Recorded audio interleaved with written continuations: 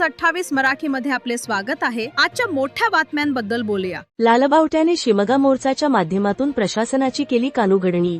भारताचा मार्क्सवादी लेनिनवादी पक्ष लालबावट्याने हजारोच्या संख्येने सकाळी 11 वाजता मनोर मस्तान नाका येथून पायी चालत विक्रमगड तहसीलदार कार्यालयाच्या दिशेने निघत शिमगा मोर्चा आयोजित केला। पालघर जिल्ह्यातील 8 तालुक्यातील महात्मा गांधी राष्ट्रीय रोजगार हमी योजनेचे अंतर्गत व इतर योजनेअंतर्गत 52,54,00,000 मजुरी 4-5 महिन्यापासून रखडलेली आहे। हातावर काम करणाऱ्या मजुरांवर उपासमारीची पाळी आलेली आहे। त्यामुळे आदिवासी व ग्रामीण कुटुंब आर्थिक संकटात सापडले आहे। याची जाणीव करून देऊन सरकारची कान उघडणे करण्यासाठीच लालबावटा व अखिल भारतीय किसान संघटनाच्या माध्यमातून हा शिमगा मोर्चा काढण्यात आला आहे।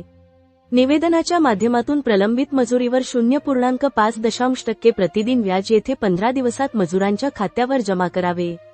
रोहयो, घरकुल, शिक्षण, आरोग्य, पाणी, रस्ते या विभागातला चाललेला सावळा गोंधळ थांबवण्यात यावा। मजुरांना मजुरी मिळावी। बोगस मस्टर काढून भ्रष्टाचार करणाऱ्या रोजगार सेवकावर तातडीची कारवाई करावी। आपटी बुद्रुक जल जीवन मिशनचे अंतर्गत विहीर प्रकरणी अफरातफरी करणाऱ्या संबंधित अधिकाऱ्यांवर तात्काळ गुन्हे दाखल करावे। शेतमालाला योग्य भाव मिळावा। विविध प्रकल्प बाधित शेतकऱ्यांना योग्य मोबदला मिळावा, मगच काम चालू करावे, अशा अनेक मागण्या निवेदनाद्वारे मागण्यात आलेल्या आहेत।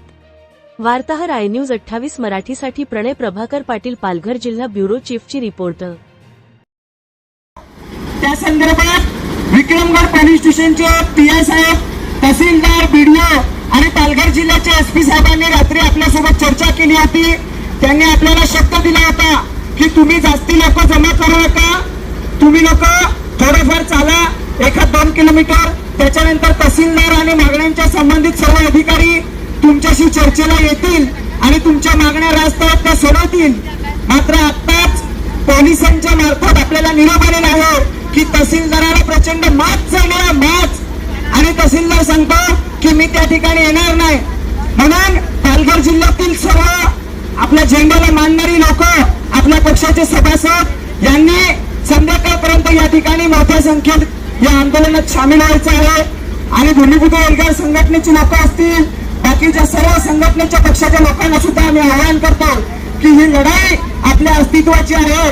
म्हणून मोठ्या संख्येने या आंदोलनामध्ये सामील व्हा आणि तालुका प्रशासनाला पूर्णपणे घेरण्याची तयारी संध्याकाळपर्यंत आपल्याला करायची आहे। वेळ आली तर राष्ट्रीय महामार्ग रोखल्याशिवाय आपण शांत असणार नाहीत। सर्वांनी हा स्टेटसला टाका आणि सर्वांपर्यंत व्हायरल करा आणि मोठ्या संख्येने संघटनेत सामील व्हा। इन्कलाब जिंदाबाद, लाल सलाम। चला पुढे आपल्या